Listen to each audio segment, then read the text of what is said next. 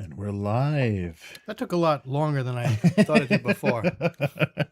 I was making a joke. I think I could hear your haptic feedback. Yeah, I realized that. I'm like, again, right? That skeeves me, that little weird vibration. I mean, Oh, really? I guess it's good to know that you're touching the surface, and it's the software knows what you're doing. But yeah, I don't like that little shiver when Really? you touch this. I've not. Okay, it's a new-ish phone, and I've still not figured out how to like adjust everything to my liking. Mhm. I agree. It's the haptic feedback is set too high, and it does come off a bit loud. I might be the opposite, where when I type without the haptic feedback, like. And what am I doing? Yeah. What am I doing? Like, there's no. Right. Yeah, no, that's true. Yeah. Yeah. And I can see why they do that, because sometimes the device doesn't respond. Yeah. And if you're just touching it, you have no idea. That's I think that's my feeling. I'm like, oh, okay, I got it. Okay. Oops. Oh yeah, I kicked the microphone on my thing. No, that's the thing. Like, without that little feedback, like, is it working? Is it doing anything? I don't know. Right. Yeah. Anyway. Yeah. Yes. So how's it going? I've been seeing you've been painting some little fellers. No, not this week. Not this week. Not this week. I was trying to. Yeah. Yeah, some little fellows. Not as littler than the ones you've been printing out. Yeah. Yes. Yeah. Nice. Yeah. No, nothing this week. I've been too preoccupied with other stuff, but I have been. I need your help, Jeremy. I need you to like get me off something. I've been falling down the rabbit hole of reading Napoleonic era actual historical orders of battle. Oh no! And like figuring out like the amount of space things would take up and things like that. Yeah, I mean, that's got to be figured out already, right? People have been obsessed. I mean, like, for a long time. You, by that token, people have figured out which base size is best, square or round. Oh yeah, right. Yeah, that's true. Yeah, so like scale and stuff. Yeah, it's a big old hornet's nest not hornet's nest, but things that it's all preference. Right? Yeah. But I also determine, irregardless of what gamers as a group are terrible. Right? Like, think about how many times, like, when we talk about like role-playing games, is like, oh, just do it in this system over here, right? Yeah, right. I had a question.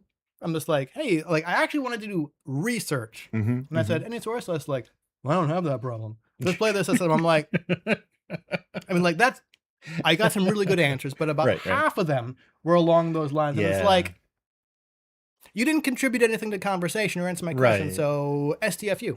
Yeah, people. Yeah, I've noticed that too. It's like, I don't know if it's younger people that or like older just think, people.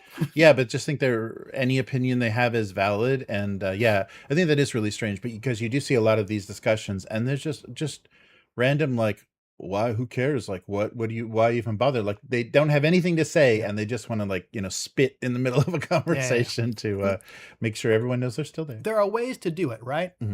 You answer the question, and then you say, however, I don't have that issue because this, or you phrase like, oh, interesting question. I haven't thought about it because this. Like, at least acknowledge the other person's question. Something like, right. Anyway, instead of ending everything you say with just saying. I've never had that problem. I don't know what's wrong with you. Just saying. Yeah. Like the amount of time it took you to write that out. Well, I don't care. Well, obviously you do. Right. Well, you got to be put in your place. I'm sorry. But I've noticed some weird discussions, like people, the Gundam Assemble thing, the pre-orders are going out. People are getting excited about that, and people are just asking. They're really unfamiliar with wargaming, or they're super Gundam obsessed, and they're trying to, figure things out. And people have very little useful information. And you'd think with like how when you can like comments and stuff, and things will like, place higher, you would think that would go better, that you'd just be reading useful comments. But God, so many people just bury in their lame jokes and memes and stuff. That's part of the reason I can't use Discord all that much. But like, I think I saw something that like the modern internet is designed to be forgettable is not the correct word, but that's the one that's coming to mind. Where like back in the day when it was like forum posts and all this stuff, like there's a record there. Yeah. And like you might take you a while to scroll through it, but everything's still there. Where now with like algorithms and like or like social media and Discord and stuff, like part of the reason I don't like Discord is like I wake up in the morning, and unless I want to keep scrolling back and scrolling back and scrolling back, like I'm missing like 12 hours of stuff. Right. So it's not really that searchable. It's not intended to be searchable so that people keep asking the just same questions. yes, yeah, right. And I read something saying that that's quasi intentional. Yeah, I Which can imagine. sucks. Just engage. Yeah, stay engaged. We Yeah. want to make sure you're still alive and your credit card number is still available. And instead of being able to like, oh, this has already kind of been solved, and being able to go through, nope, And I like when you can sort by most relevant in certain sources. It's like, wait, who exactly determined relevancy? No, I always set to newest. Yeah, right. Because I'm always like, most relevant, decided by who? Yes. No. So it's fun stuff. But yeah, so I've got a couple, I think about 3 forces. Four forces per night for Hard War. Wow, so nice. waiting for some cards. And it's just what's available so far. So not the advanced units. And these are all going to be pretty light games, small point games. It's only about like 6 models, 6 bases. Right. Yeah. So depending on the force, they just have a few, and we don't have the stats for anything except what's in the quick start. Right. Okay. But once that starts coming out, that'll be really fun to have that. And the nice thing about the 3D printing is you're not like, oh, if I just had 2 of these, I'd like to feel 2, because we can just, kind of like we did with Oathmark, we can just like, okay, let's print more. Okay, let's print more. And we're not going to like, have to, waste anything, or have to buy, multiple kits of things, just to bash a couple of archers together or whatever. Oh yeah. So it's nice. That'll be the nice thing about it. It'll be nice when 3D printing is as ubiquitous as like DVD players and VCRs. Right. And they are still not everybody can use them, right? And there's still not a good material that the final product. There's still not great material. They need to get over this hurdle and come up with something that you're not dealing with anything toxic or that's gonna fumes of melting plastic and stuff. There's stuff that they need to get over, or at least have it encased and easily separated, because I've seen pictures of people with their setting up a photoresin printer just like next to their bed. It's like, here's my new printer, got it set up. Like, I thought you were gonna say like next to their kid's cradle or something. Well, yeah. And then I realized, hold on, the people with 3D printers like that don't have kids. Right. Putting their hands in the goo. Yeah. So that's been that's been fun. It's like, okay, great. You're gonna be real itchy real soon. Anyhow, so good to see everybody in the chat. Yeah, Clarion first in, and Matt's there. First out? No, not first out. No. Oh, and Matt's saying there's a Shadowrun Humble Bundle. Have you ever played Shadowrun? I've not. Yeah, after that Bright, that was that Will Smith Netflix thing. I think I watched like 10 minutes. Yeah, it's like maybe Shadowrun isn't a great idea. No, I think it's more, that wasn't like exactly a 1-to-1, but it was mixing like modern day, Cholo orcs and elf like weird homeless elves. There were too many like weird racism undertones that were like unaddressed and obviously completely oblivious to the creator. That I went, nah, I can't with this. But like for a larger Shadowrun, for some reason the mixing of that fantasy and cyberpunk, I'm just like, it doesn't appeal to me. It doesn't. There's not something that it's doing that you can't get somewhere else, or that it's like, I can understand what I can understand like in context of like games, when Cyberpunk was developed, and D&D is popular. It's like, okay, and then there's World of Darkness, and like, how do we kind of combine some of these things into an interesting, I can see in the evolution of games why someone had that thought, but I don't know. Just my opinion. I know a lot of people like it. No, I'd be curious to try it, because I played the the PC company that did the isometric, or the PC game that did the isometric stuff, and that was fun. The stories were fun because it's it's cyberpunk enough, but you've got weird races. It's not aliens, but it's weird races. So the fantasy races add a little variation. From what I hear, I think Shadowrun, unless they change things, might suffer from the classic cyberpunk problem of, what do you do when the hackers go on their run? And we all just sit there and just like, all right.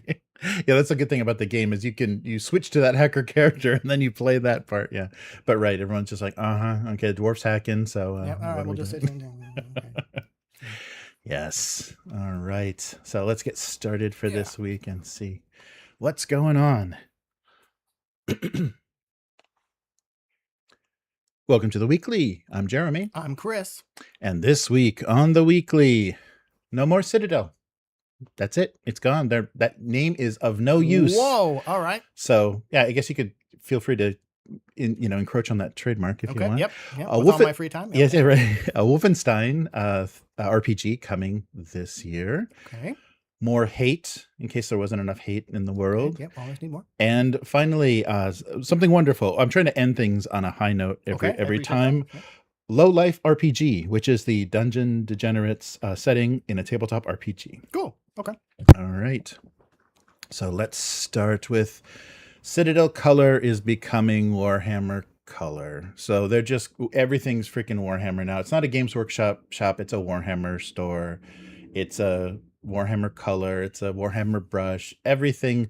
And, this is the legal probably gave them good advice. Their investors are probably happy about this. The brand is solidified. So Black Library is being minimized. Forge World is not a thing anymore. Yep. They're all just kind of smashing it into Warhammer. So yeah, they're going to slowly, and this will let you know which paints not to buy, because I think the formula for their paints is gradually getting worse. Like, people are complaining. Really? Okay.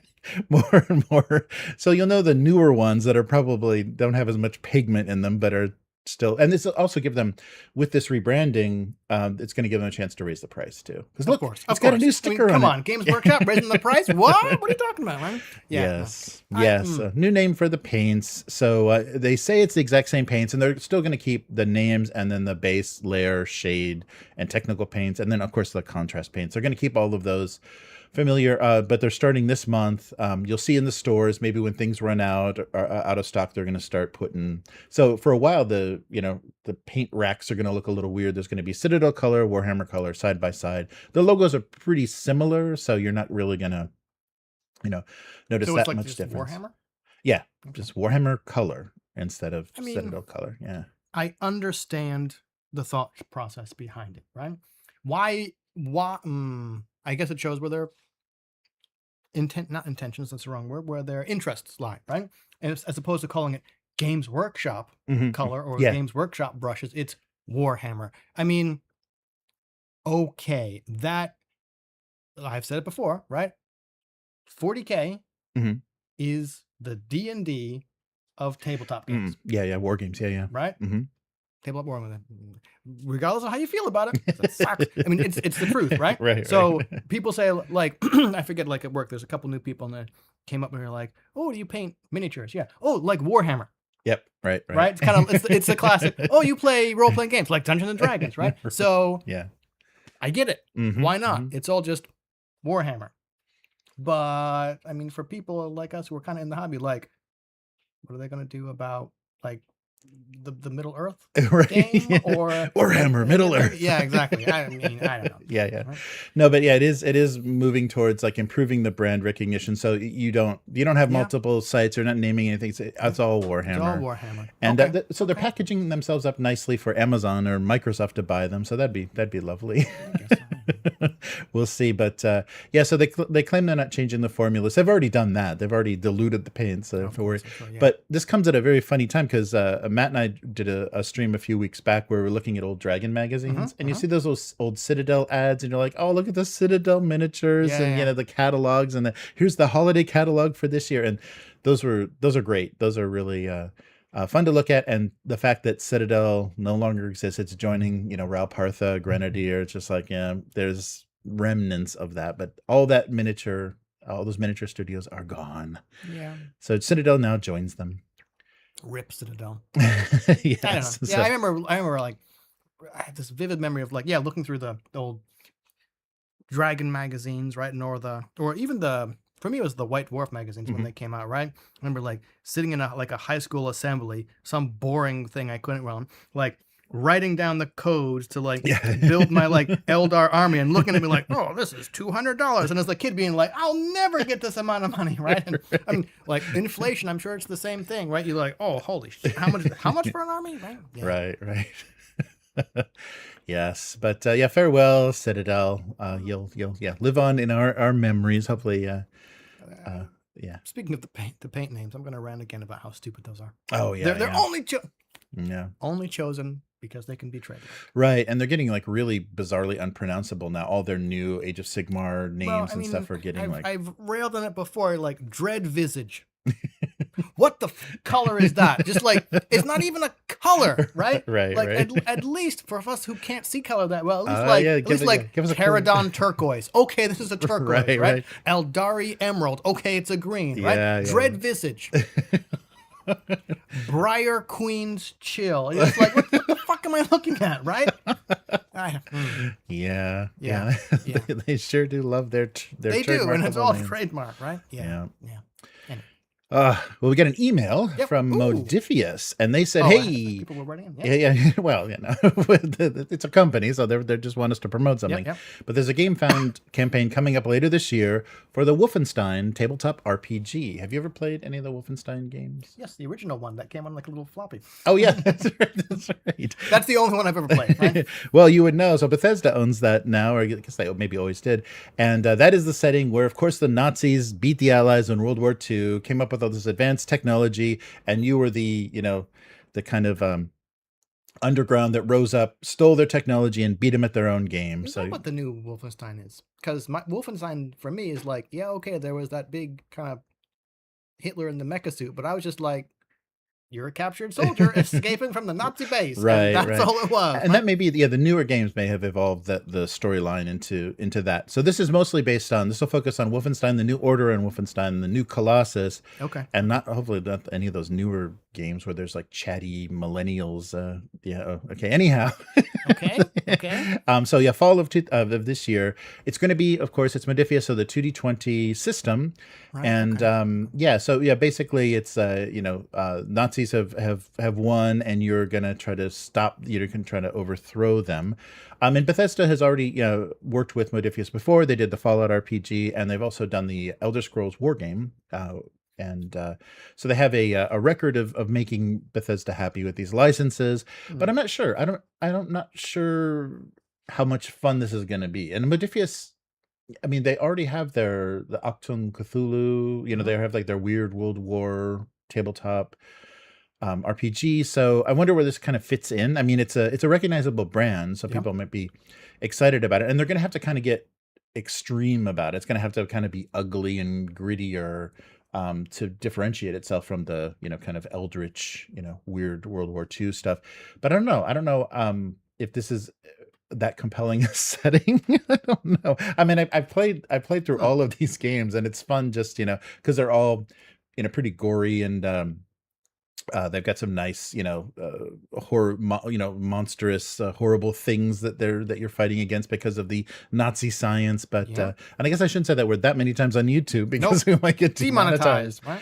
But so we got contacted, and if we were interested in playtesting, unfortunately, probably because of Bethesda, they want NDAs. Right. So if we put together a group, we have to give everybody an email and sign an NDA. Right. I'm curious what they're going to do with this. 2D20 is a surprisingly flexible system, so I think it could fit this setting okay. And I wonder if, like some of their other games, they're going to do miniatures and go all in with this crowdfunder. Wouldn't they? Probably. Yeah, that's true. My first thought when I heard that and heard what like the later Wolfenstein games had become, my thought was something similar to what they've done in Dune, where if you're playing members of this kind of like resistance after World War II, Nazi Germany has won, then maybe you could do like high level. Here's like the planning stage. Here's what's happening on like different kind of like fronts and what is like going on. I guess from like the word is like a strategic. Right. And then other times you like zoom in and you're like, okay, now we're doing like the tactical thing where we have to complete the mission to further the aims of like higher level things. And I think Dune had those two kind of levels. So maybe they could do something like that. Yeah, that would be cool. Yeah, because I wonder if it's just you're just prisoners escaping every time. It could be kind of Hogan's Heroes. It would be pretty tactical, but there's other kind of indie games that I've looked at that are basically like first kind of like looter shooters, right? Or just like thing where it's just like, if that's what they make the game, then cool. And like maybe we'll string them along, be like, okay, first we did kind of like this map with this objective, and next we're doing that map, and it's a bit less like a role-playing game and more like a hero quest kind of thing. But I mean, that could be fun too. Yeah. So we'll see what this ends up being. So if we can get organized, I think before April, I think the end of April, we can send them some emails, sign some NDAs, and take a look at what they're. Can't tell you what we're doing. What they're doing. We won't say anything, but we will know. We'll give you these knowing looks on camera. All right. So something else that surprised me, and this came up. I first saw this on my YouTube channel because I subscribed to the Forge guys. Okay. I'm totally blanking on a Titan Forge. The Titan Forge YouTube channel, and I got notified of a video, and it was like visiting Adrian Smith's studio. Okay. And I was like in Glasgow, I think, and I was like, oh, wow, this is cool. Oh, wow, and you get to see like he's got just a bunch of helmets that were made based on his hate designs, and maybe help him for lighting and painting and stuff. Has an insanely totally unheated, so freezing cold. They're wearing their parkas the whole time, but Hate is coming back with the help of Titan Forge, and so we already have 1 million miniatures. I've got a box that I could be buried in. And Hate, if you don't know, is a board game that was done by Come On, which has a really nice. They have like sleeved cards, like when you upgrade characters, you're like re-sleeving cards that have overlays of the. I mean, it's a really well produced system, or well produced board game based on his Adrian Smith's Chronicles of Hate graphic novel. So is this black and white painted? I think it's got like spot color, but a black and white. Very grim, dark. So it's like a brutal, frozen world where he centers on kind of this one main character, seeing the clashes between these horrible forces in this dark land. So really dark, intense, kind of visceral artwork, like he's done for Warhammer. And so what are they doing? Well, the Hate board game exists. These miniatures exist, but they're kind of supplementing the ranges of these because they're working with both one-page rules and a few more than one-page rules to do a war game. So you can build forces and do a war game. So they're creating terrain specifically for the war game, redesigning some of the things that were meant to only work for the board game, kind of like they had tiered terrain and things that were just basically meant only for how the board game was set up. So they're kind of making that more flexible, more like scatter terrain and usable for these rules. So this is, of course, because it's Titan Forge, this is an all digital, an all STL setup, a campaign. And they're also doing a 5e rules, 5e rule book for in cooperation with Archvillain Games to stat out some of these characters and things, so you could actually play a fantasy campaign in the world, but you're using 5e, so you're gonna live forever and never die. But see, like that was my thing. Like I was like, oh, okay, like we were talking about Wolfenstein, and we said they could either do this or they could do that, right? This kind of seems like, what is it? Right. Like not that it sounds like jumping on the bandwagon, but okay, cool. Making STLs for and kind of turning it into a war game because maybe people already have like miniatures contained in boxes they could be buried in, right? So why not? I'd be curious whether it would be more of a army or skirmish game, or if they're kind of doing both. But then if they say, and we're going to set it out in 5e, you're like, well, okay, what story are you going to tell in this role-playing game apart from going, well, let's bust out the battle map again, right? Because that seems to be, I mean, I haven't read the graphic novel. I'm sure there is a story, but if the story is mostly told through like horrible violence, well then like make it a war game, right? Like, I've got 3 ranks in diplomacy. Cool. Never use them at all, right? You're just gonna we're just bashing stuff together, right? And weapons at least, right? But I don't know. It kind of seems does Titan Forge often do 5e rules, or was this something kind of new? Well, it seems like 5e rules. A lot of the digital designers that sell like digital miniatures through Patreons and stuff, that's the thing they kind of try to, added value, sweeten the deal with. It's like, oh, these are all statted out for 5e, so drop these into your 5e campaign, or they give you scenarios. So when some of the designers release sets of miniatures, it's like, this time we're doing undead, this time we're doing goblins, and they're already statted out for 5e, and here's a little adventure you could play, because I guess it's less, less work than the digital sculpting, and it makes it maybe more appealing. It's like, oh, I have something to do with this now, as opposed to just printing them, painting them, and looking at them. Right. So yeah, try to get some, and some of them, have even tried to find other, like I've seen Morphborg, these are intended for that, but there's always 5e. That's always kind of the value added thing. Lowest right. in hell, right? Anyway. Sorry. But the graphic novel, the kind of the main character, the point of view character is Worm, this little kind of goblin guy that's kind of stumbling through this world while these armies are clashing and these forces are Okay. So maybe there'll be something, if the 5e thing is something like that, you're like, your party is not on any one side, you're just thrown in the midst of this, and you're trying to, then it just becomes a stealth game. down. Yeah, right. Just don't get squashed. Right? Don't get killed. Yeah, so it's interesting. So working with 1-page rules and then doing a 5e. So they're gonna focus on forces. They're kind of breaking things up the way they did in the board game as factions, and you can buy an army. So about $39 would give you everything they're doing for an army, and there's a lot of new sculpts. So it's either it can be also the same characters, and for this game they were posed a little bit to fit in squares, right. And the more dynamic poses now for the war game, there's a lot more raised axes and stuff to make them look a little bit more, and also some additional characters and things, maybe things that weren't done during that campaign, or maybe new ideas, because they're working with Adrian Smith, new ideas to expand it. But I'll put a link to that YouTube video too, because it was cool to watch. So the Titan Forge people visited, and they played a little 1-page rules war game, and you get to see his studio and this stuff. It was so cold, right. So, and it's not bad. I mean, it's an insane amount of STLs. So all in is would be $99. I think they give you an $89 kind of early bird on that. It's all through My Mini Factory, so they're going to be there forever, and for just $59 you can get all of the new content that they've made. So if you've got the board game and you kind of went in on everything, all the new sculpts that they did digitally for printing, as well as like the columns and different terrain and stuff to make it more playable as a war game, are available for $59, and then individual armies, which there's 3 forces that they're producing, are $39 each. So yeah, it's interesting. I'm glad that they're returning to that, because Come On is not going to be capable of ever supporting that again. So it's nice that companies like I keep forgetting Titan Forge, none to the Forge.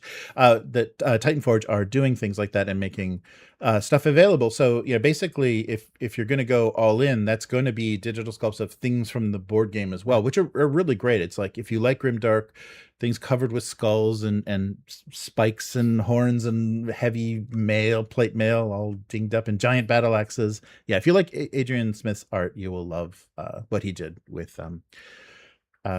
Hate. I didn't see. I didn't see. The graphic novel is still available, and they did he did it in a couple of volumes originally, and it's, I think, collected in one big book through Image Comics now. Cool. So you can pick that up. They didn't mention anything on any of the tiers of a digital version of the novel. Maybe just like logistics are too hard to through Image or something. But you do get right. They'd have to license it. But you do get PDF, like digital versions of the both the 1-page rules and the 5e conversion. So yeah, I was surprised to see that. It just kind of came out of nowhere. This video popped up and like, oh, a visit at Adrian Smith's studio. Oh, Hate, and they're doing a campaign. It was a nice way to promote it, because it kind of surprised you. It wasn't just some flashy like trailer of like boom, hate. Yeah. It was cool to see them still doing that. So check that out. I'll put a link to that on My Mini Factory, and I think they're even going down to maybe, if not during the campaign, after the campaign, they'll go down to individual models if you like the style of these and you'd want some in your campaign, but you don't need a whole army. So so good stuff. And finally, and on a high note, I was really happy to see this coming soon. I don't think we have a date yet, but to Kickstarter, Sean Aberg, the creator of Dungeon Degenerates, is going to do a tabletop role-playing game set in everything that he's built for the board game. So the LowLife is what it's called, one word. The LowLife role-playing game is going to be available soon. So if you played the Hand of Doom board game based on Dungeon Degenerates, I think there's also a Jailbreak, a smaller board game that they did that's just a jailbreak scenario, which is, I think, the beginning of Hand of Doom, if you're playing it. And what a lot of great things that he said. So if you like his stuff or interested in this at all, check out his Patreon. You can follow it for free, but the stuff that he releases on Patreon, his like kind of inspirational writing and talking about his relationship with role-playing games and how important they were in his life and growing up and everything. He really writes eloquently and does a lot of really fun stuff playing within that world. And he does that same thing with Warhammer Fantasy, kind of that fantasy German, so a lot of the names of things have this, Verstmark and Verstreich, and yeah, you're right. They have a lot of funny, playful pseudo-German stuff to flavor everything. And so yeah, on his blog, they'll be doing behind the scenes as they're producing. Oh, there we go. Behind the scenes as they're producing everything. Currently, there's a primer, kind of e-zine that he produced that you can download to print out or just read through the PDF. That teases everything. It shows off the character sheet, the hex map he's building, the character types, monsters, and he even in the Patreon goes through his inspiration for how he wanted to show like the different classes and characters. And one of the inspirations was the Japanese men's magazine Popeye from the 80s. Okay. Where they would do the street fashion and they would show the guy and then they would break out each item, like the watch he's wearing, the shoes he's wearing. So that's how he laid out the character. The character stuff. So he's not aping like, an old school like Games Workshop look or anything. He's kind of coming up with his own way to create this stuff. But cool. Yeah, but good stuff. And so, based on if you've seen it, based on the character sheet and the hex map and everything, what style of game would you say it would be? I'm guessing it's going to lean OSR.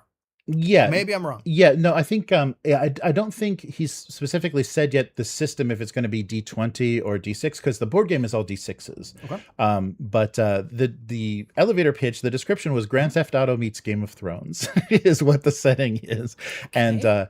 And basically it's not heroes. Like the RPG is for people who hate the noble hero trope. It's about being a degenerate in a world that hates you, which is much more fertile ground for role playing than your standard high fantasy. That was Esoteric Gamers Guild of Order of Gamers. Okay. And so it's really fun stuff. And basically he's saying, I want this to be our most successful Kickstarter yet. I want LowLife to be the new thing that the new thing that changes everything, because he's been putting, kind of working towards this. He says for about 10 years, people have been asking, and is there an RPG? Right. Is there an RPG? Wow. And finally, he's getting a point to do this. And he's got a really great story. So I started following it and actually got my first copy of Dungeon Degenerates when I heard about his stroke. So Sean had a stroke, lost the use of his drawing arm, and had to basically learn to draw all over again. And his wife documented like his progress, and he just powered through it. And that was like really inspirational to see him come back to his kind of creative peak after having something that could have taken it all away from him. So very, very good to see that. So check that out. It's if you like that kind of like that grungy zine kind of 90s style of art, kind of like underground comics, inspired by kind of like 60s underground comics, but a real grungy art. And it's all done with like contrasty day glow colors. So it looks like blacklight posters, and it's really, really good stuff. So this looks like a fun thing. And of course, because it's a tabletop RPG, he's already showed off the faux leather gold embossed collector's version, because you have to do that. But I would suggest checking this out. And I'm sorry, it hasn't come out yet, but there is a sign up page to get to notified as well, and to see the zine that kind of introduces everything that they're doing. But but really fun stuff. And so we're mentioning it now. It's not here yet, and I'm sure we'll mention it again once it becomes live, just like everything else that hasn't happened yet. I think Hate is the only thing that's actually live that we've mentioned this week. But so look for LowLife, and I'll put the link to the page to sign up, and also a link to his Patreon so you can read some of the inspirations and kind of how he talks about it. So stake your claim in the sludge. This is the tagline for it. And he really did talk about this kind of stuff wouldn't be possible for him without crowdfunding. And we kind of thought about that as well. It's like small creators being able to do ambitious projects, they need things like Kickstarter. And so when you have bigger companies and licensed games. I'm not going to throw any shade on Modiphius, but yeah, a Bethesda There goes that IP. NDA. Yeah, right. Ah, shit, we just violated the NDA. Yeah. It's nice to see that to be able to use this as a tool for getting these projects out. So I definitely want to check this out. And the board game itself, it's like one of those things with it doesn't quite happen with Hero Quest, but a lot of the fantasy board games, there's emergent storytelling. Okay. Yeah. So you're kind of like you're feeling your characters, you're talking in your character's voice, or you're like doing things in character, like you're choosing to do things because that's what your character would do in a board game. And so it's just the next logical step to kind of move over. The board game is already close to a fantasy RPG, but not Hero Quest. Yes, right, but not Hero Quest. That's just knocking on doors. If you have enough movement points. Yeah, right. If you rolled to move. Okay, here's the plan. Never mind. Right. I rolled a 2, so I'm gonna stay here. No, you got me thinking. Like, I wonder what in like a decade or two, like the style or design of RPGs inspired by the 2020s will look like. Is there a style for 2020? I don't. Well, just but it's a second. You'll see it on your second screen. You won't actually be looking at anything directly anymore. It's on multiple screens. Hold on, it'll be AR. It's like, yeah, okay. Yes. So that's going to do it for this week. Cool. So where can people find you? Blue Sky and Instagram. It's HiveMind, HYVEMYND. Where I've been posting pictures of little 2mm scale people. That's fantasy not fantasy, but medieval historic era or dark ages. And I've got some more little tiny 2mm people coming for the American War of Independence. Kind of what's that, horse and musket era. Oh, cool.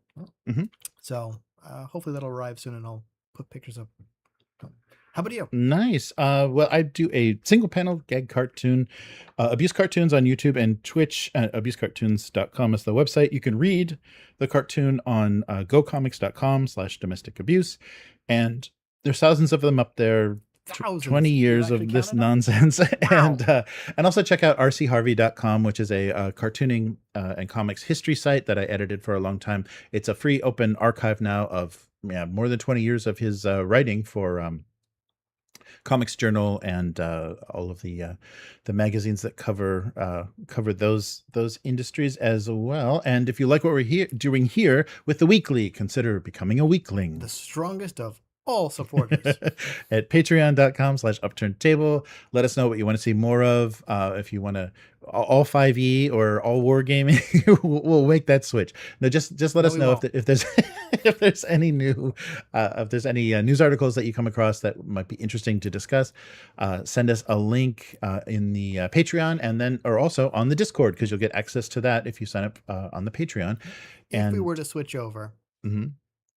There would be a cost with it. Yes. I don't know what that cost is. There would be a cost, right? There's going to be like a tier that says all D&D 5e content, and it's going to be rather high. Yes, it's going to be costly. Just mentally, I think it'll cost us a lot.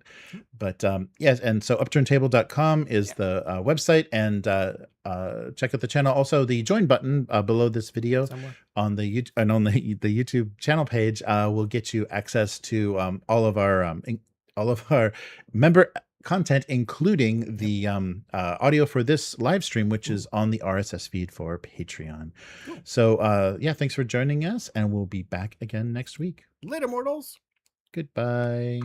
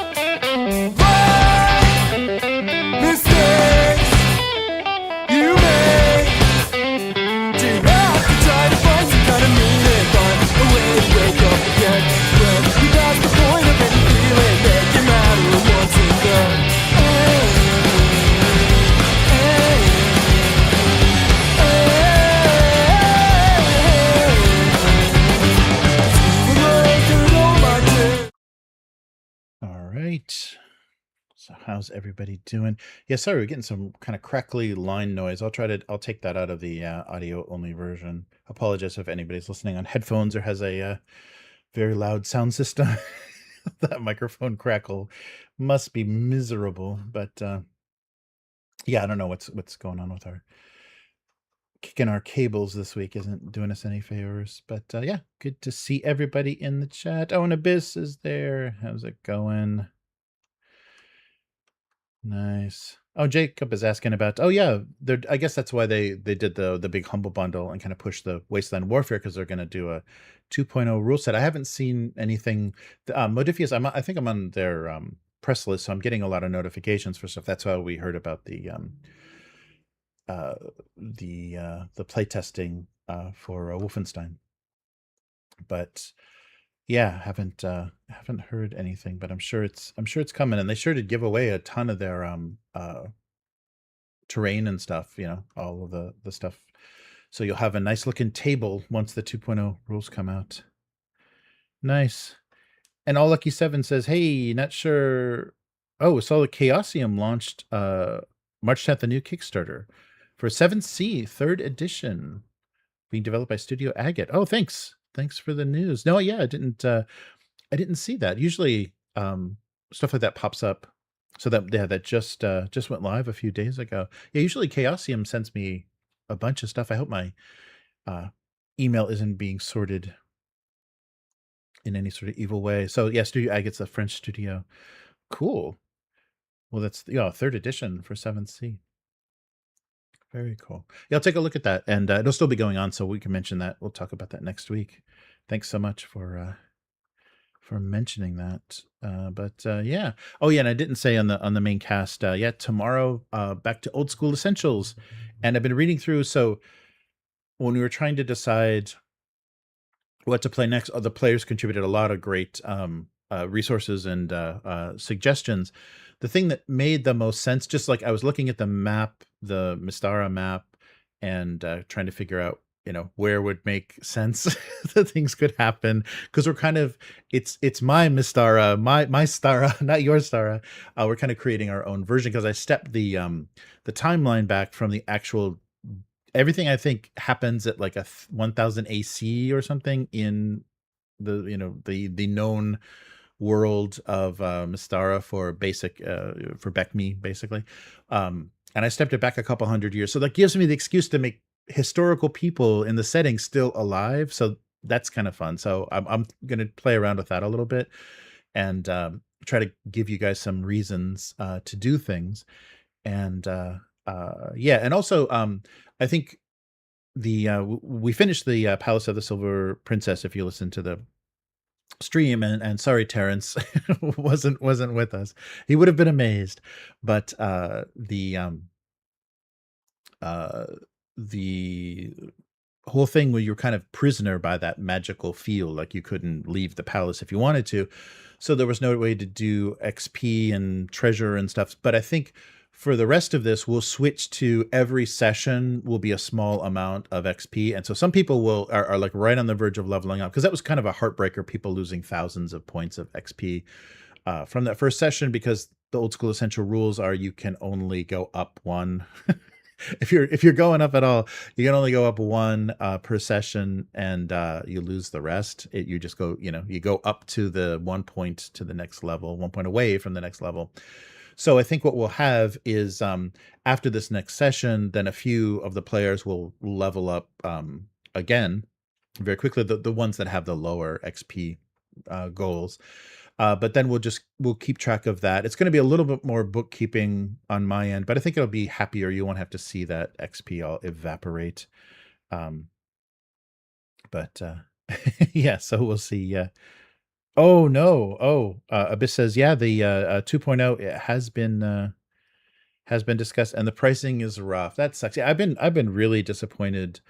It's pushing me much more towards 3D printing stuff, because yeah, pricing for a lot of stuff. What was the latest thing? Oh, the the thing that's not 40K. What's the what's the RTS game?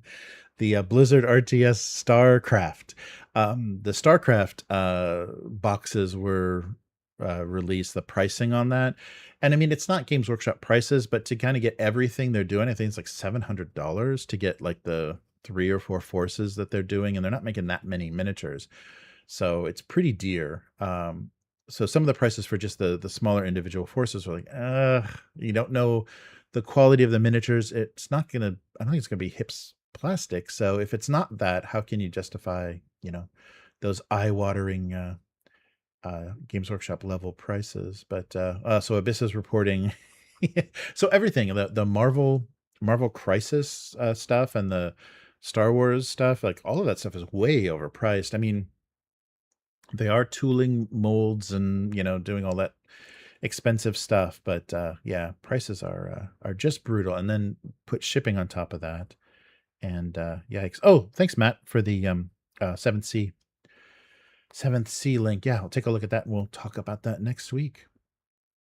But yes, so and reading through that stuff, looking at all those old basic and expert modules, and kind of figuring out what could be next, and what would be fun stuff to play, what things people haven't played or haven't run themselves before, was fun. But it really made me realize I want to maybe I will lose the entire play group for the OSR stuff, but I really want to stay with BX rules. I don't want to do advanced D&D. Like, I really like the limitations and everything, the suboptimal characters and stuff that system creates. And even old school essentials, once you go to their version of advanced D&D, their advanced rule set, then you're already into the way too many races, way too many subclasses, your classes and subclasses. Like, it just gets completely out of control. So you just have this ridiculous assortment of nonsense. And I just really love the limited number of choices for when you're making characters, and just embracing that. And that plays really well with the old modules, because it just seems to get out of hand so fast. Because I have the old school essentials advanced stuff, and I was looking on Foundry only really supports, and this will maybe change, but Foundry only really supports the advanced. The character sheet on Foundry is for the advanced version of old school essentials. And there's just something, and somebody even said that when I was listening to some reviews of different modules and stuff, somebody even said that's like, there's just something about the BX rules. And for me, I think it's always been like that. I moved to, back in the day, I moved up to advanced D&D, but we just kind of stopped playing it. And by the time BECME was out, nobody was playing it. We weren't doing anything with D&D. So I have that soft spot for those rules, and they really did. Old School Essentials does a good job with that. I'm wondering, once they smash all that together, because I think the rules that they're doing, the kind of combined rule set that they're doing, that's coming out this year, hopefully it doesn't make that more difficult to stick with just straight BX stuff. But I really like that. Yeah, good. And Matt agrees. Yeah, stick with BX, because once it, because then you start doing. I like the fact that rolling the shitty characters stops you from min maxing and stops you from saying, okay, well, it looks like I could do I got to do a thief, and I want to do I'll have to do a halfling. You start to get those pairs of race and class and stuff that you have to do because of racial bonuses, or the racial abilities that um, work well, combo well together. Once it gets like that, because that was the thing when we were making Pathfinder characters, they're just like, yeah, you can't choose, you have to choose this. This is the pair. If you don't do this, you're kind of making things difficult. Which is good for role play. It's it's good to have weird orc, half orc spellcasters and stuff that aren't very good at it. But at the same time, that's not how a lot of the adventures, the adventure paths and stuff. You're gonna, be in a lot of trouble very fast. You probably get yourself killed if you aren't min maxing to some degree. But yeah, that's good. Yeah, so I think uh it's nice. Oh yeah, talking about the it's Calerian asking about the kind of the faux historical aspect of the BX stuff. Yeah, the BECME stuff. Yeah, so I've just been looking at a little bit of the setting and stuff, and just trying to, if we make it our own, like the elves, we have the continent, we have that nice big hex map that they did in like 81 for X1 for Isle of Dread. So they did the continent, the Mystara, kind of continent, and where things took place.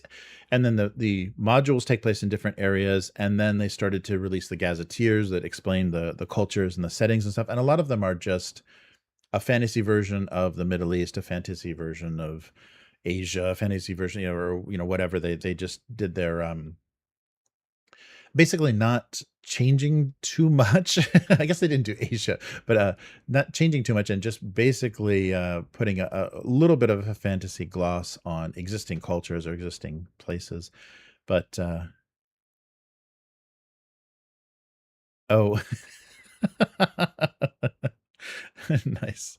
But yeah, so I just was really happy kind of diving into that, and there's so much stuff that exists. And even looking at because I was considering also the stuff that Necrotic Gnome did for Old School Essentials, their original stuff, and it gets a little wacky. I mean, they're doing the kind of indie RPG kind of artsy wacky stuff. So there's like self-conscious kind of silliness to it that I think we can do that ourselves. We don't need to have that like built into it, the same way that it doesn't have to be self-conscious. So I like I like the stuff that we have to work with. So yeah, we'll move through a few of these modules that we haven't played, and it'll just be fun to do that.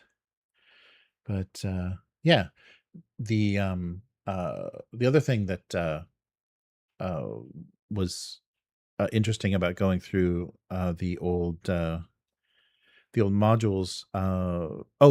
The thing that I realized is I think it was a product of the OGL debacle, or maybe it was just a move that Wizards of the Coast made. When Goodman Games discontinued those Original Adventures Revived, or whatever it's called, that OAR series, that was a huge loss because they were really doing a great. They were 5e conversions, but they were huge books, huge volumes that contained the reprint of the original module in a large hardcover format, with all the maps and everything, and done with the non-photo blue for the maps and everything. And then for the 5e conversion, they had more art assets. They embellished stuff that and kind of made things make it a little bit more sense for more modern 5e players, and also increase the difficulty because you're unkillable. But those were that was a lot of assets and a lot of resource, and they gave so much like historical context, and people wrote a lot of essays, introductory essays for things, so you got to know more about what this adventure was inspired by and who the people were that worked on it, and that they work at a bookstore and this was the thing that they were reading, and they said, hey, let's put this in here, or the movies or whatever of the time that inspired that stuff. Goodman Games was doing a really good job with those, and I think they only made it up to 6 with the original kind of BX modules.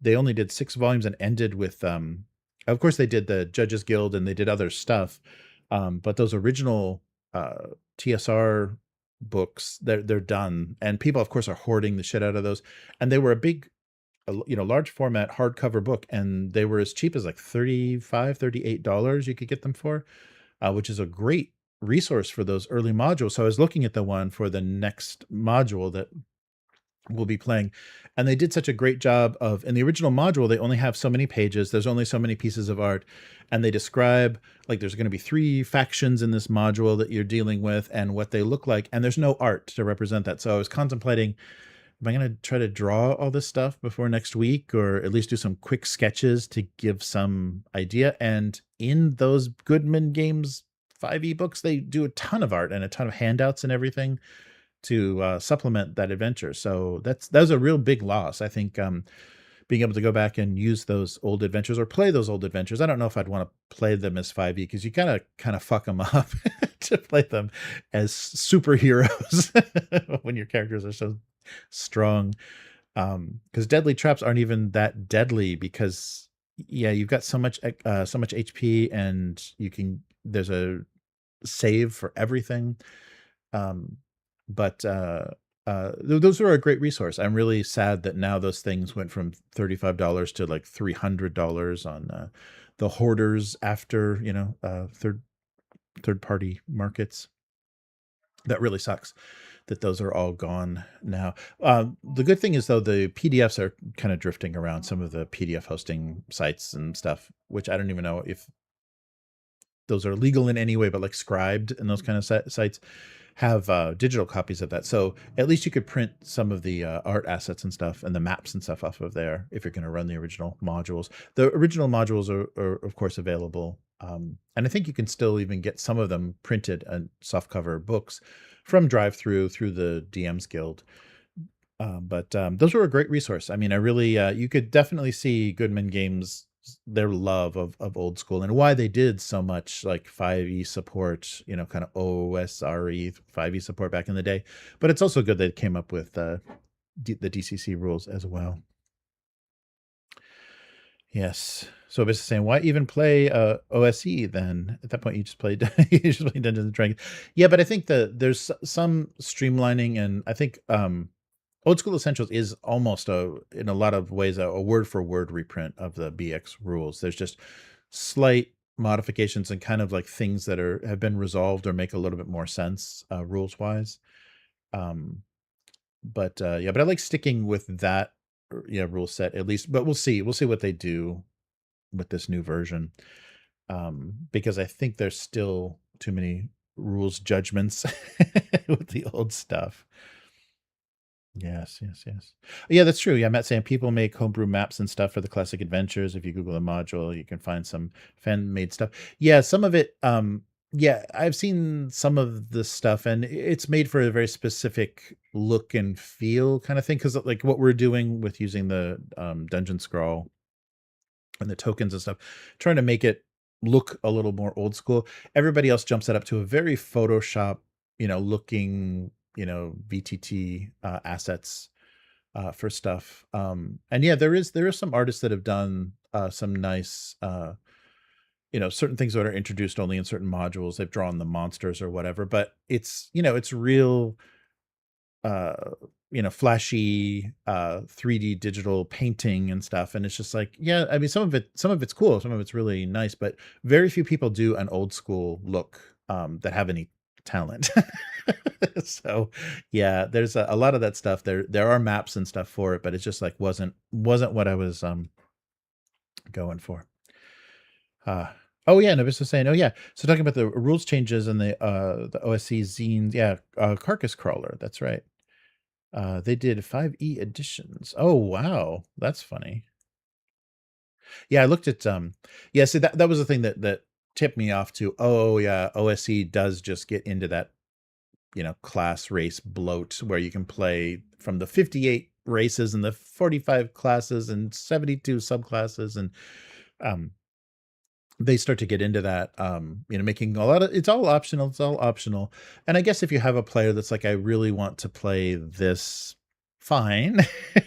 Yeah, but I don't know, because I guess it would be kind of fun to in the modules, if they introduced some sort of race like a dark gnome or something, deep gnome, that then if a player dies, they could come back as, they could roll a new character and include that as a race choice when rolling a new character. Some of that stuff might be kind of fun for it to kind of make sense in the campaign and what we're doing, but to just have this like menagerie of nonsense that tabletop has become, and I can see why 5e tends towards that, the heroic characters. And what would you like to do? A talking bird, a cat girl? What would you like to do? It like really wants to have all the options available to all of those people that have a huge range of inspiration, because it used to be there wasn't that much inspiration that we were bringing to. It was like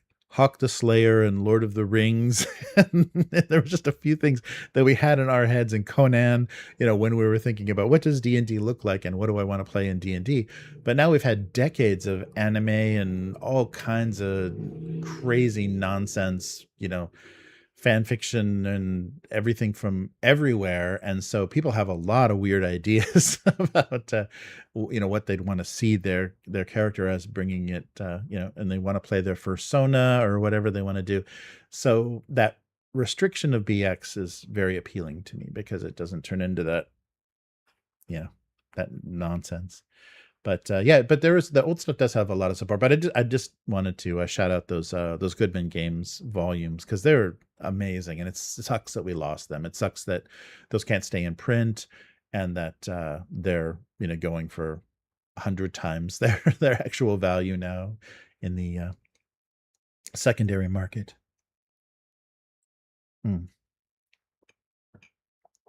Yeah, but they do. Yeah, that's right. They do expand the BX rules, and so I really want to see just the presentation of what Old School Essentials is going to look like in this new version, because they definitely want to simplify stuff, but it's going to be a chunky book, and we're probably not going to use a lot of it. Like, it's going to be a big volume, and we're not going to be using so much of it.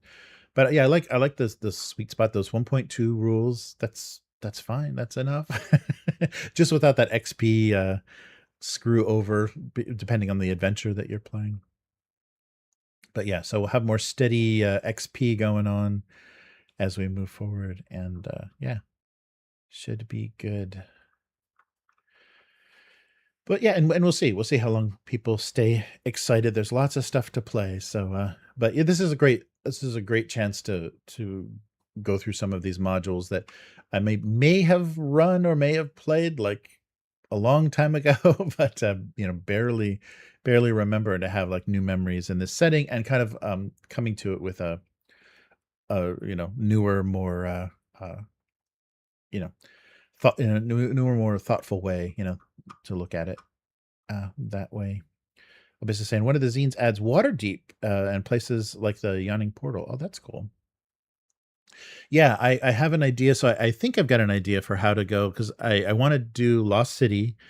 If nobody vetoes that, I'd like to do Lost City for the next adventure, and then we get to everyone will be strong enough to get to Castle Amber, and I have an idea about how all of that would work.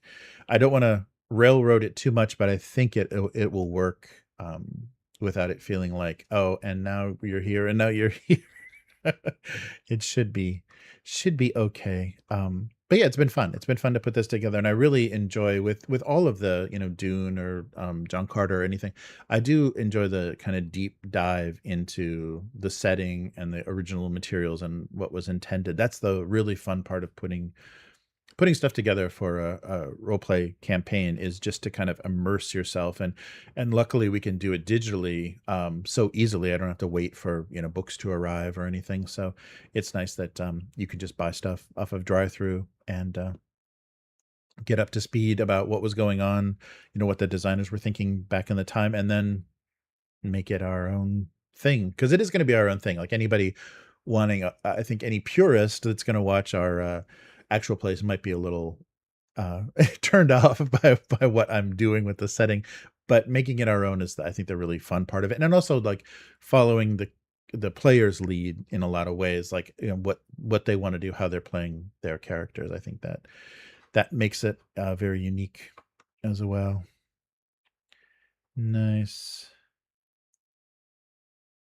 Oh yeah, one of those classic Hexcrawl modules would be fun too. Yeah, definitely. I think yeah, it won't happen. It won't happen with Lost City, but yeah, we can definitely and hopefully it'll be, I mean, it's going to be stone doors, but there will be some door knocking, but not too bad. Nice. Yeah, Matt saying so. I think OSE is like a 2 on the complexity scale, and I kind of wish could turn up to like turn up one notch. We don't need an AD&D clone or silly 5e menagerie nonsense, but just like a notch, a class ability or something. Oh, right. Okay. Yeah, and that might be something that wouldn't be too hard to add in, and that's probably what they're working out right now with this, or have already worked out with this new release. Such low stats. Yeah, that's true. It's like you can only equip yourself to be better. You're never going to be more clever. Unless you find that crown of infinite intelligence. Yeah, but we'll mess around with this until we get bored, and it's a good way. It's just a nice vehicle to go through these classic adventures with enough of a feel, like an updated, but enough of a feel of like what it would have been like to play them back in the day. Yeah, because that's the thing. Reading through what they did with the 5e conversions, and a lot of people have produced 5e conversions on DM's Guild of all the classic adventures, and yeah, you do really have to mess up stuff to make it 5e. there's just a lot that changes. So we'll see. Abyss's median baseline is 9. So Matt wants 3, Abyss wants 9. Nice. Yeah, we got some games that have some old school games that have some more crunch and complexity. Yeah, and we'll have to try that. That'll be fun to go from this to something a little more with a little more planning and calculation, and the ability to min max and really make the kind of character that you'd want. I think these characters kind of like what DCC hopes to do with the funnel is like they grow on you. They kind of suck, but they grow on you. Their incompetences or whatever kind of become charming. So we'll see. And you do need to, that's the thing, you do need to reinforce the party with henchmen. You need to have hirelings in there to operate, to get in the way of some of those falling slabs. And yeah. Nice. Does level factor into death in OSC? Oh, I don't think so. If they have, I'll have to double check the death rules, but I'm not sure it does. Yeah, that'll be a shame too. Like once you start to have, like, you've got a level 6 character and then oops, they're dead. Yeah, that's gonna get annoying. You're gonna show up, hey guys, how's it going? And that's when you need to start, like, you're leveling all the hirelings with you, and that's when you jump over to the level 6 thief that's been running with you the whole time. That's why you need to be splitting that XP and doing that as insurance. Oh yeah, right. Yeah, that's right. The Warhammer Old World stuff might be fun to try as well. Yeah, that might scratch a nice kind of grim, dark, ugly fantasy itch just until LowLife comes out. Yeah, I'm gonna definitely contact Goblin Co and see if see if there's any play testing or early versions of that going on. That'd be fun to see. I mean, I'm sure, without the art, but it'd be fun to see what system they're using and to give that a shot on the channel, because there's so much great art for that setting already. Lots of good stuff. Nice. All right. Yeah, so it'll be a few weeks before we get back to Star Frontiers, so we'll have to figure out. I've seen there's a couple of kind of one-shot stuff I've been looking at, and I was reading too. Somebody was asking a question that Matt was thinking about earlier, is how would you play Andor in what's a good tabletop version of Andor, because none of the Star Wars systems would work particularly well. I mean, I'm sure if you came up with good templates, you could probably get the West End Games stuff to work fine. But someone was suggesting, because of the setting, it's a fantasy setting, but they were suggesting Spire, The City Must Fall, the indie game, the Rowan Rook and what's his face game. But that, I don't know if that system would be that satisfying, because it's not very combat oriented.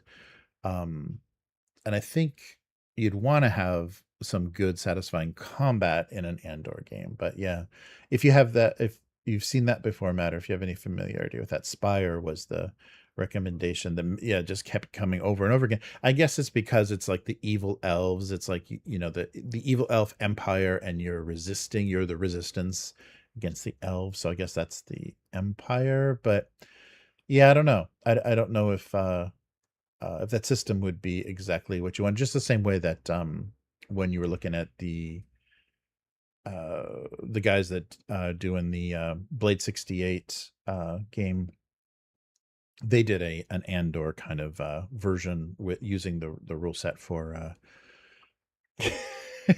for the military game that the Free League revised.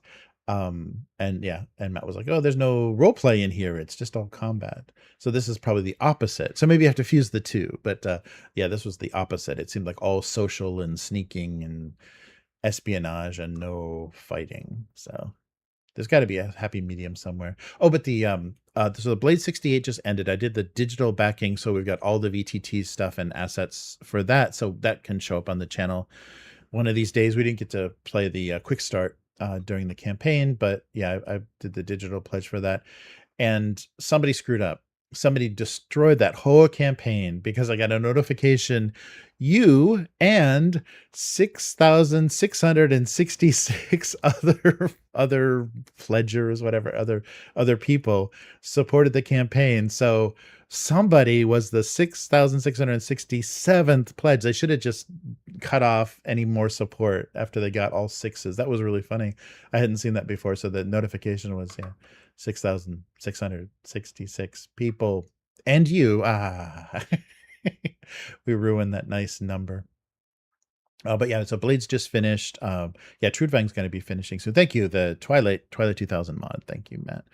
Yeah, so that seemed all combat oriented, not much role play. And then this Spire idea, because they have an SRD, so you can use the system for Spire for whatever. And Andor was one of the suggestions, and I'm like, okay, but yeah, it might work. Still on one planet and have a contrived reason for why they couldn't get off world, right? Yeah, that's right. That's what it was. It was like combat on a single planet. That's right. And you have to have that travel and stuff. That's right. Yeah, so what else is still going on? And they also backed just digital only again for something. Oh, Orkin, because they have all the alchemy. They're going to do like 4 alchemy modules for Orkin. So I think it's just still the background story. But if they're putting it in a VTT, there's got to be a game in there somewhere. But it was cheap, so I just wanted to get the digital version of all the stuff to see what's going on with that setting. And it looks like they're supporting alchemy pretty heavily. So that means like stuff that comes out and early quick starts and stuff will be all in alchemy. So that's good. So still waiting for the the cards and the final rules and stuff for Hard War. Got the Yeah, plenty of forces printed out. I've got everything that's been released so far in my mini factory, like four of those armies printed, but there's nothing yet. No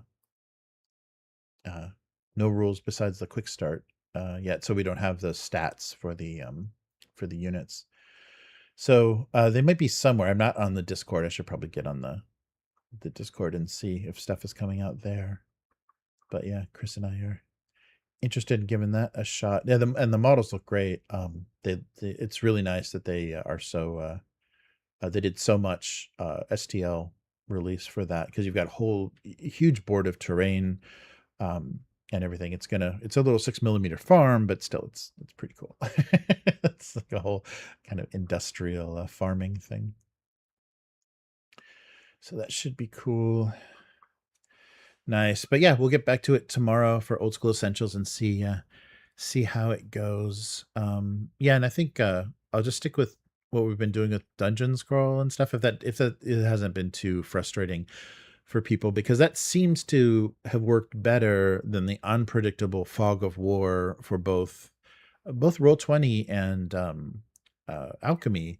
If you're using their fog of war characters or fog of war mechanic, the capability, sometimes it just glitches, and then it's like, okay, I either have to reveal the map or cover everything up and reveal what you guys have seen.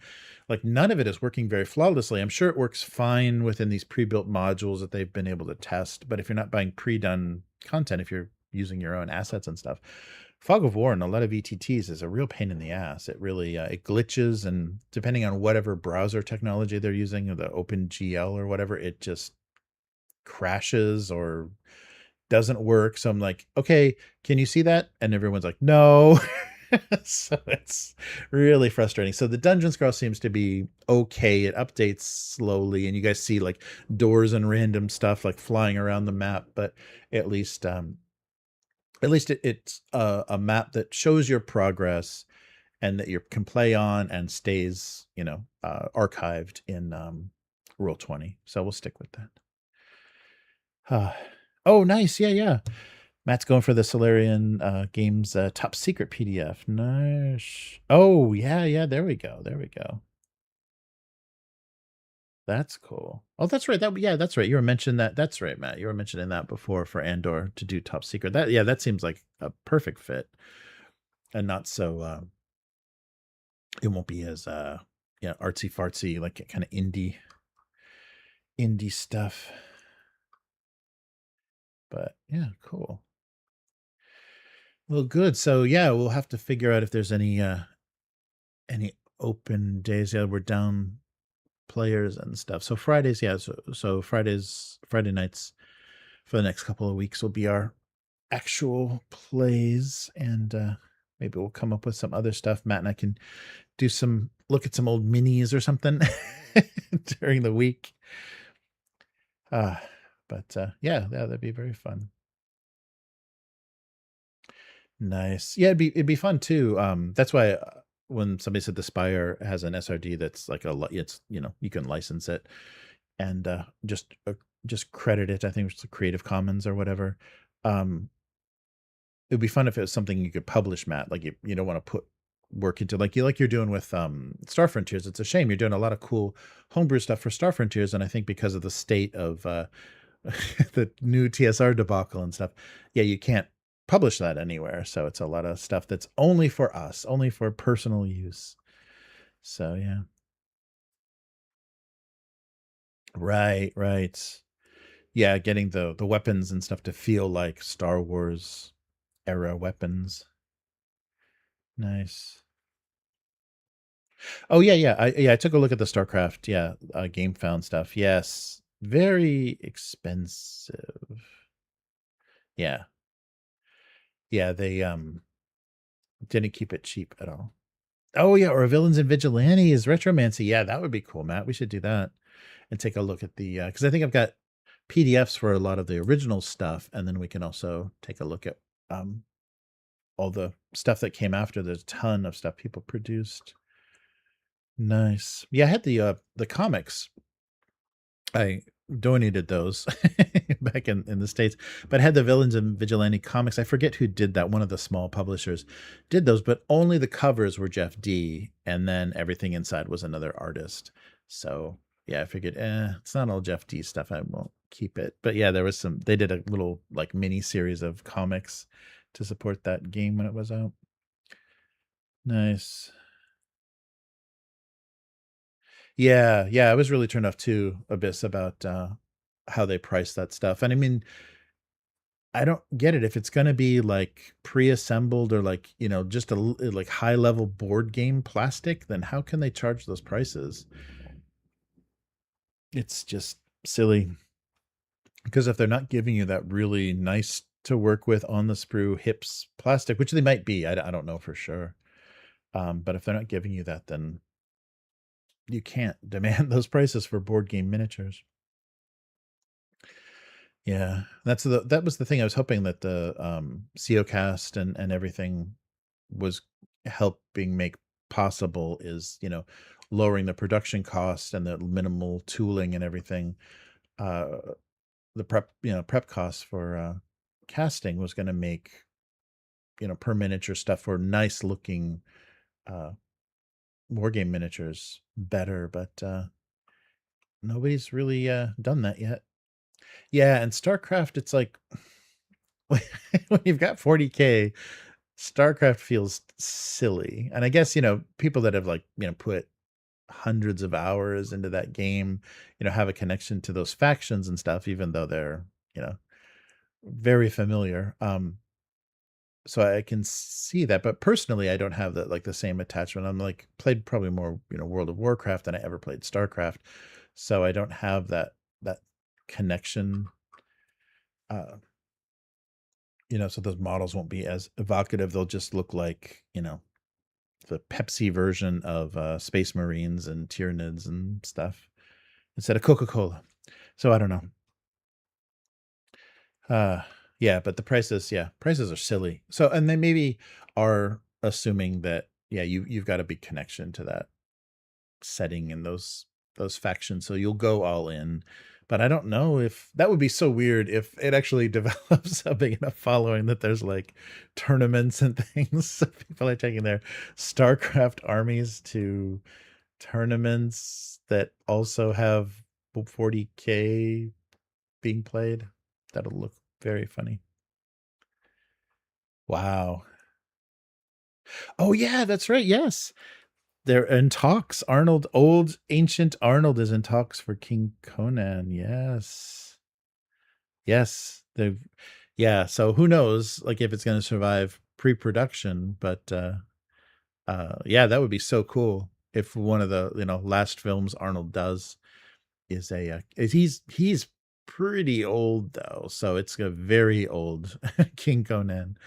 But still it'd be great. It'd be very cool to see that. Yeah. But they've got to get the right people attached too, because that first Conan movie was just such a, lightning in a bottle. The John Milius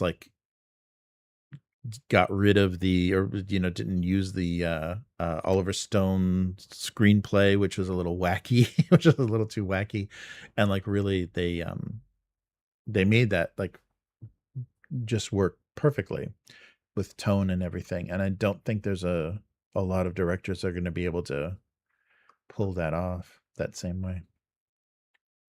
Yeah, $6.99 for all in. Yeah, right. With shipping is shipping and tax is about $1,000. Nice. Oh, I don't love StarCraft $1,000. Yeah, if Milius isn't dead, he's old enough that well, John Goodman could play him in it. No, I don't think he's still active. He's got to be ancient. I don't know if he's still as feisty as he was, but yeah, I'm sure there are, directors, they just get kind of minimized and stuff. But oh yeah, and the soundtrack, yeah. Oof. Yes. Yeah, I still see on my YouTube algorithm, it still pops up live concert performances of the Conan soundtrack, like in Spain, or like various like orchestras in Europe will do a night where they just played the soundtrack for Conan. I'm like, oh, be so nice to hear that like live in a concert hall, an orchestra.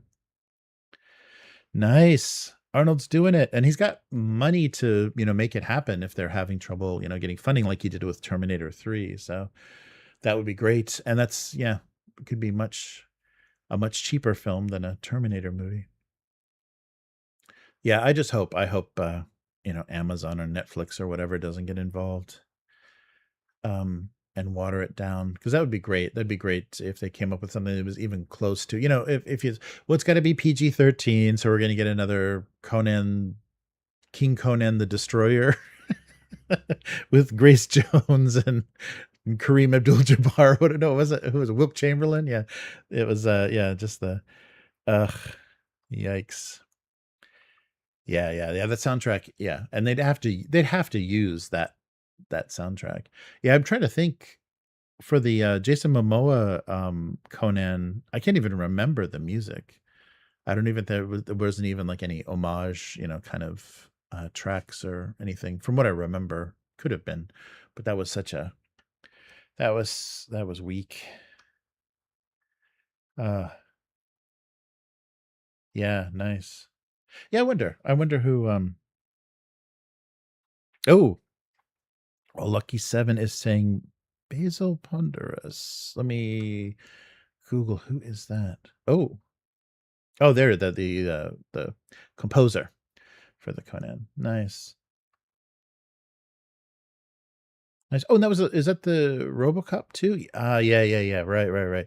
Yeah, talk about two great soundtracks. RoboCop, or at least the theme. I don't know how much orchestration was in, but yeah, the RoboCop theme and the original Conan the Barbarian soundtrack. Oh, good stuff. Oh, he did Red Dawn. Yeah, he did a lot of stuff in the 80s. He did Red Dawn as well. Nice. But yeah, he passed in 2006. Does he have a son? Does he have any living relatives with that same inspiration? Nice. Yeah, wow, lots of stuff. Yeah, that was such a distinctive and great when they let him loose. He did some good stuff. He did Flesh and Blood for Paul Verhoeven, Iron Eagle, a ton of TV and kind of cheesier stuff. Return to Blue Lagoon, that had a very memorable soundtrack. Yeah, so definitely a working composer, but yeah, did some really good stuff. Yeah, I wonder what they would actually do, and what the what story they would go with, like if it would just be reminiscence or it would be an actual story of old Arnold swinging a sword. Yeah, I don't know. Did Marvel or anybody cover the ground of like old Conan? Because I think it was just kind of a framing device and stuff, right? It never, like, even in the Howard stories, I don't think there was ever a King Conan doing anything. But yeah. Oh, that'd be so cool. Revive all of that. And whoever, I guess it's whoever's got the rights to it, they can start reprinting all those books again, or all those stories again, collections.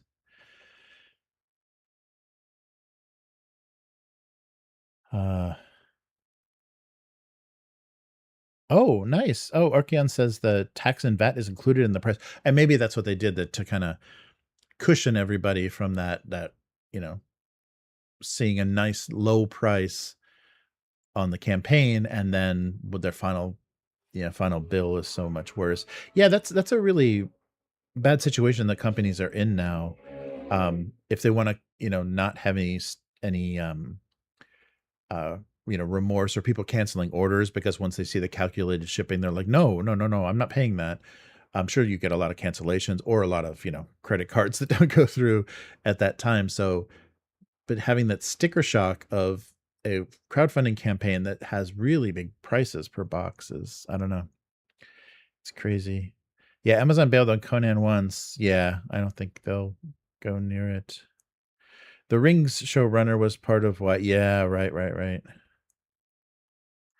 Yeah, I think it was the not the showrunner, but the woman that was running Amazon's streaming stuff.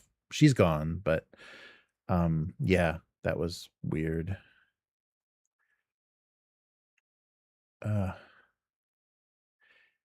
Yeah, there's very little hope that it's going to be amazing, but you never know. Oh, cool. There's a dethroned king. That would be cool. That would be a very cool story. I wonder. Yeah, I wonder who they're gonna. And you don't even have people like you have Damon Lindelof and all these like hack pieces of shit in Hollywood now that they just go to for various stuff. They ruin everything. Like like all uh the hacks that DC hired to like just smash together those Batman versus Superman, all that horrible shit, and the alien stuff. Like, ugh, yeah. So there's really bad. There's real bad landmines to step on in Hollywood as far as like who they might get to do something, and they probably wouldn't go with anybody unknown or anything. So I don't know. It'd be cool. But yeah, I think it's all going to be disappointing because it's we don't live in that time anymore where you can do a movie like that where you can like hurt stuntmen and stuff the way you can now, trip horses and do all that good stuff. So it's not going to look and feel the same.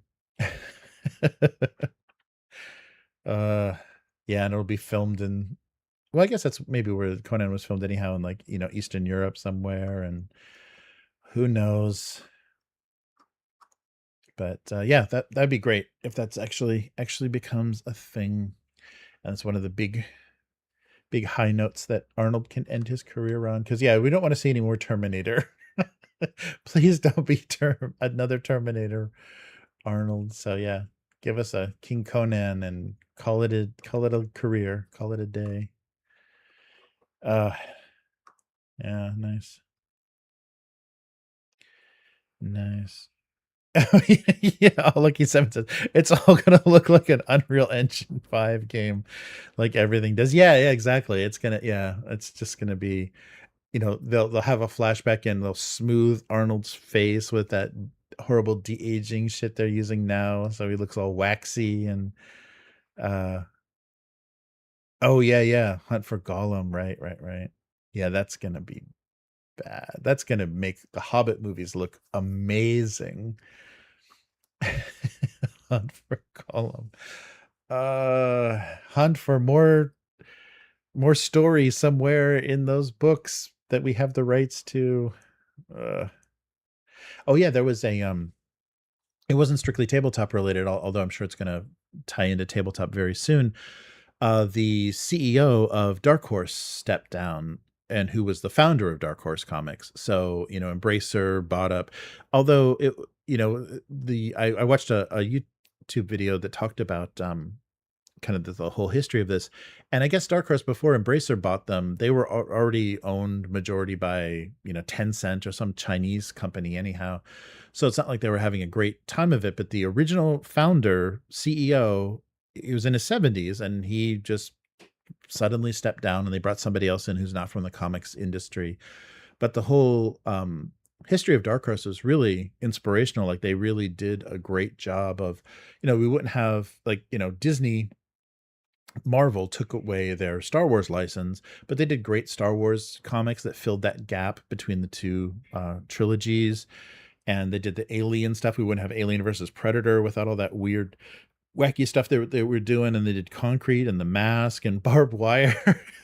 It's all kinds of like stupid, original wackadoo ideas that would never have been a thing because of Dark Horse. And now they've got new leadership and who knows what's going on. But the thing that this video talked about is, and the thing that makes you kind of give up Dark Horse ever being great again is the guy, the Winifred, the guy that is the head of who he stepped down too, but he still has, I think, a lot of say in what Embracer does. um, Winifred as a kid was a comic book speculator in the 90s. So that's how he owned a comic book company in Sweden, or a store, and just did speculation trades on variant covers and all that, pre-bagged stuff. He was just like one of those scumbags that brought down the comic book industry. And now he's, got his hands on an actual company. So that didn't give me a lot of hope for what's the fate of Dark Horse. Yeah, Hellboy. Thank you. Yeah, Oleki7. Yeah. Hellboy was another one of those original creator-owned properties that Dark Horse did. They did some really great stuff that like really filled a gap between, it wasn't the too wacky, too low press or low quality small press stuff, or even the creator published stuff. It had a nice, and they supported themselves, and they even brought a lot of anime, or a lot of manga titles that were showing up on VHS as anime people were knowing, and they were doing series. They did a couple of translations and series for the covers. Never looked quite right because I think they would have Western artists do cover work, but they localized in the early days before Tokyo Pop and the whole nightmare of manga translation. They did some early days stuff. Oh yeah, so I got panicked because they did a really good adaptation of Lone Wolf and Cub.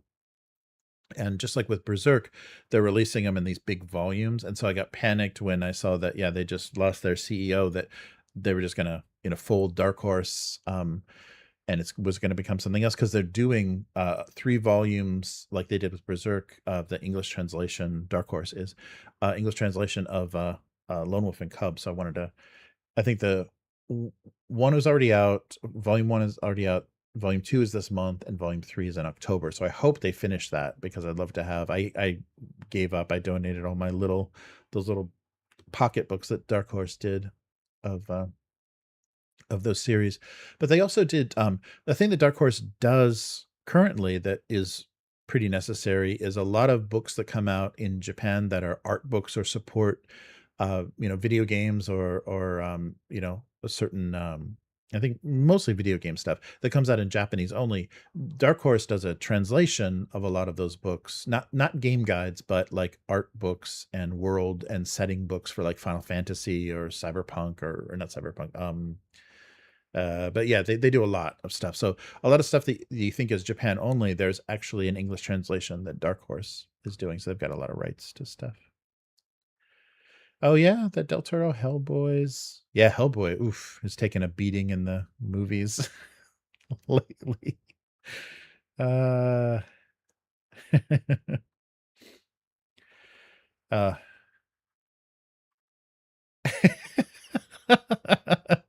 Nice. Matt says Gandalf will keep calling Gollum Charles and bemoaning Sauron's treatment of the mutants. No, come on. Sir, what's her face? Come on, stay with us here. Wrong franchise, wrong movie.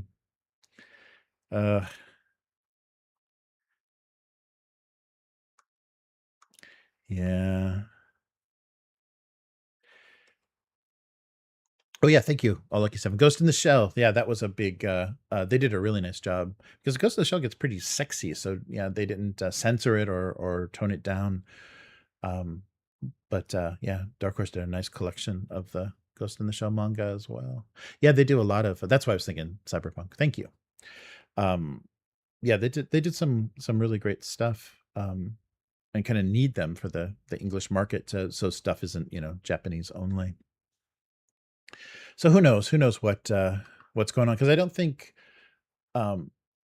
they didn't initially, during that big acquisition rush that we were talking about, like in the 2015 to 2020, kind of pre-pandemic era, all that buying up that Embracer Group was doing, they didn't do the thing where they started to hack the companies up and sell stuff off. In fact, they were the ones that were kind of buying the bits and pieces up from other bankruptcies and stuff. But that restructuring that they did when they broke stuff up into, now Asmodee is its own thing, and here's $500 million of debt or whatever they gave them, and the Lord of the Rings Enterprises or whatever, like when they started to break stuff up and hide that Embracer Group name more, that's when they started shutting down studios, and we got the Deus Ex sequel canceled, and they folded a few of the studios that they bought and canceled big projects. So we'll see, because they definitely, I think, Embracer Group is one of those, everything that they control, they're seeing everything as games as service is the only thing to produce. So, if you're going to make a single player, RPG or action style game, that's not going to make enough money. So yeah, everything's going to have to move toward a game as service, skin and loot box season pass kind of model, just like Dungeons and Dragons is heading to. I can't wait to open my Dungeons and Dragons loot boxes. Yeah. So we'll see. We'll see where it goes. But yeah, that was really depressing news about Dark Horse. It's like the end of an era. Like, Dark Horse is never going to be the same again. They probably still have a lot of the same licenses and contracts and stuff, and some people are still working with them and doing good work, but to lose that leadership sucks. We'll see. If it says, please make it stop, I can only suffer so much. Yeah, inchitification. Every industry is enjoying a nice level of inchitification. Yeah, the thing I've noticed in Japan is a lot of American products are disappearing. So I was getting a little spoiled, especially with how the prices are being kept down here. Just a lot of basic like toothpaste and stuff that's nice to have here. It's just disappearing from store shelves in Japan. So I think they're just losing that distribution, losing that manufacturing, and just probably with the tariff games that all because Japanese are always very conservative, and they'll cut things out very quickly. So that's why like all the manufacturing of anything that's Nabisco, I think, in Japan is they cheaped out and like are doing it all in Southeast Asia now, and it's starting to kind of become less dominant on store shelves. So all of your biscuits and crackers and stuff are all becoming just the Japanese brands, because a lot of the Western stuff is not doing great. But anyhow, what an exciting cookie and cracker story. So tune in tomorrow at this time for the beginning, the end of the Palace of the Silver Princess, and the beginning of something else.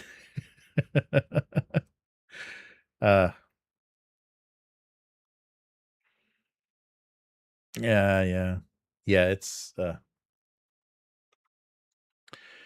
not good. Yeah, Sony's love of the blockchain. We'll see how all that turns out. Yes, but so some old school goodness tomorrow, and we'll see how we're feeling. And the other thing too that I liked about this module is you guys can bail on it at any time. Like, literally, this can get insanely complicated and insanely deep, or you can get to a certain level and say, and you can just see ya, we're done. You can just finish at any point when you're feeling like, I think I've had about enough of this, or you're like, what else is there? You literally can go as deep as you want with this module. So it's pretty cool, and that was pretty new at the time to have it be a module that could turn into its own like deeper campaign.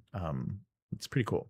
So that's why I wanted to give it a shot and see what you guys are going to bail the first trap that goes off. Like, okay, no, fuck this. Let's get out of here. Let's go back to that palace where everyone was treating us like heroes. Fuck walking into these traps. Yes. Yeah. Matt, there will be significant downtime. So you'll have for spell learning, you'll have the weeks that you need for spell learning, and for anything that you're going to basically have the reward that you were given at the end of 3,000 gold for each person. You can spend that on learning spells and also just equipping yourself as ridiculously as you want. You'll have access to basically the rebuilding and rejuvenating palace will be at your disposal. So there'll be probably a while. I think we're going to go maybe a couple of months that you guys were kind of treated as heroes and able to figure out what you want to do next. Yeah, a month. Yeah, you got at least a month. Yeah, so there'll be some good downtime. Everyone will be back up to full strength and to be as crazily equipped as you want, because there's a fair number of magical items and stuff you can distribute amongst yourselves, and also there's a couple of cool NPCs that came up in Silver Princess that we didn't interact with and stuff. So I'm going to bring them up as potential hirelings, so you guys can make the decision on all that stuff. But I want to introduce a couple of people that can help you out. So yeah, 200 oil flasks. So you can have an entire cart of oil flasks that you can take with you wherever you go. But yeah, that would be fun. And I hope you guys enjoy. I'm trying to like dovetail the end of Silver Palace into their next module and see how that goes. But yeah, it should be fun. But yeah, you'll have a lot of time to reset and build up. And then, like I said, at the end of this session, a couple of you are going to level up automatically. Even if you just only stub your toe in the session, you're going to level up, because I know you're 1 point away, and then that'll make then you'll have another hit die and another spell and stuff in a lot of cases. So that'll be fun. Yeah, nice. The Joaquin Temple and shopping mall will be established. Nice. Yeah, I think I want to keep that tension between the princess being like, I'm not sure about this god. We kind of got our own god we're doing here, and I don't know about all this commerce. Yeah, that'll be fun.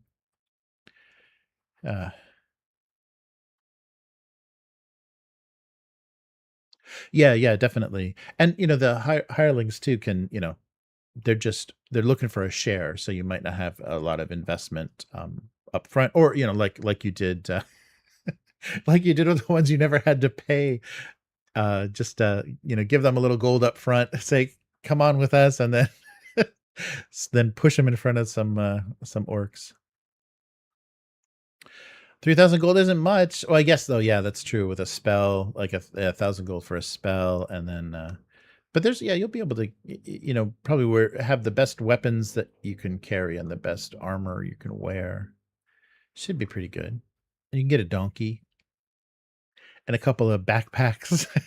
And then I'm going to take it all away from you when you're imprisoned and thrown in the dungeon. Yeah, so we'll see what we can get into. And you won't have any, apart from just like spending that to level your characters, you won't really have any other expenses. The palace will provide you with everything you need. Oh wow, 8,000 for level 3. Wow. Well, I'll definitely say there is some big value treasure in the next module. So you're going to hit a couple of sessions where it's just like, oh, okay, well, we're dividing that many thousand XP. Yeah, so it could be good. Nice.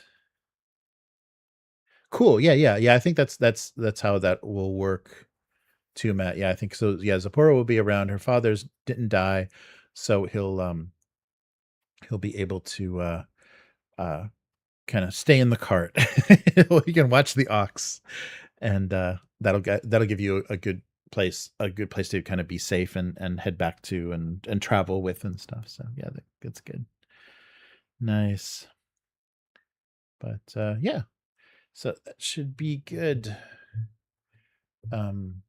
Yeah. So let's go from there. And remember, yeah, the more hirelings you have with you, if a higher level character does die, you've got some options to stay at a nice high level.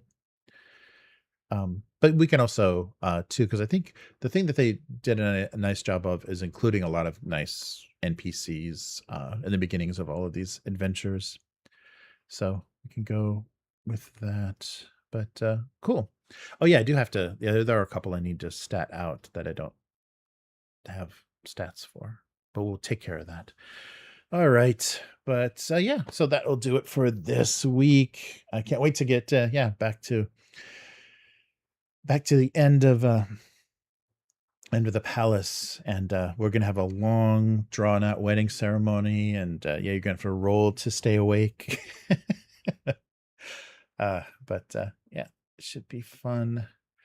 So yeah, that's true. We'll need a thief. I hope Terrence is okay. If Terry doesn't get him all liquored up before he's supposed to play, he might be able to stay awake. All right. But yeah. So thanks everyone, patrons and members, so much for your support.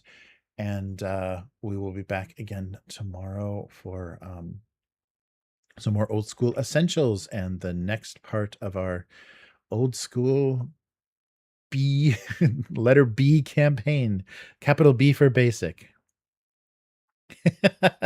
A potion of stat rerolling. Yeah, Abyss will definitely find one of those.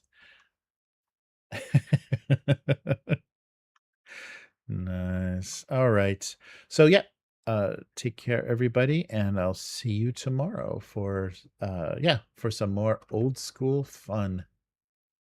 Goodbye.